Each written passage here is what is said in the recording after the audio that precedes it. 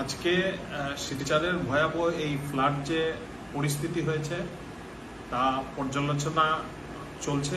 আপনারা দেখেছেন যে আসামের মাননীয় মুখ্যমন্ত্রী ডক্টর হিমন্ত বিশ্ব শর্মা সকালবেলা একটা রিভিউ মিটিং করেছেন এবং এই রিভিউ মিটিংয়ে কাছাড় তথা বরাক উপত্যকার যা যা প্রয়োজনীয় সামগ্রী আছে, food products, petroleum product, medicine, এগুলোর যাবতীয় কি স্ট্যাটাস আছে, স্টক কি আছে, এটা উনি দেখেছেন। আপনারা নিশ্চিন্ত থাকেন যে এই অঞ্চলে কোনো ফুড প্রোডাক্টসের কোনো শর্টেজ হবে না। মুখ্যমন্ত্রী বার্তা দিয়েছেন, যদি কিছু সেরকম দরকারও পড়ে এয়ারপোর্ট খোলা আছে, আমরা এয়ারলিফট করে জিনিসগুলোকে জায়গায় জায়গায় পৌঁছানোর ব্যবস্থা করব। এইবার রিলিফ মেজার দেওয়াতে একটা নতুন চিন্তাধারা এসে রিলিফ ক্যাম্পে আপনারা ভিড় না করলে, যদি বাড়িতেও আপনারা থাকেন, কোনো সেফ জায়গায় থাকার, একত্রিত হয়ে সবাই মিলে থাকেন, আমাদের কাছে খবর পৌঁছা মাত্র রিলিফ সেই জায়গায় আপনাদের কাছে গিয়ে পৌঁছানো হবে। এইরকম একটা নির্ণয় আমাদের সরকার, বিশেষ করে আসাম সরকার নিয়েছে। এবং আপনাদেরকে বলতে কোনো দ্বিধা নেই যে আসাম সরকার দিল্লিতে একটা মিটিং করে তাদের থেকে এক্সপার্ট টিম যাতে নিয়ে আসা যায়, বিশেষ করে ভুবনেশ্বর থেকে এনডিআরএফ এর একটা টিম হয়তো আজকে রাত্রে এসে পৌঁছাবে।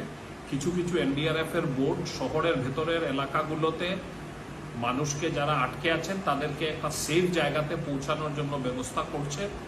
শহরের বাইরে যেগুলো জায়গা আছে সেখানে ডিঙ্গি নৌকা কিংবা ছোট নৌকা দিয়ে মানুষকে আনা হচ্ছে সেফ লোকেশনে। তাদেরকে যেগুলো প্রয়োজনীয় সামগ্রী আছে সেই সামগ্রীগুলো দেওয়ার চেষ্টা চলছে। এবং আপনারা নিশ্চিন্ত থাকেন, সরকার যা করণীয় সেটা করবে। আমরা সরকারের সঙ্গে তালমিল রেখে শিলচর ডিস্ট্রিক্ট অ্যাডমিনিস্ট্রেশন এবং দিসপুরে আমাদের স্টেট অ্যাডমিনিস্ট্রেশনের সঙ্গে আমরা আমাদের বার্তালাপ বজায় রেখেছি। আমরা সময়ে সময়ে তাদের সঙ্গে কথা বলেছি। মুখ্যমন্ত্রী, পিপিএস মন্ত্রী, আমাদের গার্জিয়ান মিনিস্টার, সবার সঙ্গে আমাদের কথা হচ্ছে। আপনাদেরকে আশ্বস্ত করতে চাই, আপনারা ভয় পাবেন না, প্যানিক ক্রিয়েট করবেন না। সোশ্যাল মিডিয়াতে আননেসেসারি রিউমার মঙ্গারিংয়ে আপনারা বিরত থাকবেন। কোনো যদি সেরকম কোনো খবর শুনেন সেটাকে ভেরিফাই করার চেষ্টা করবেন।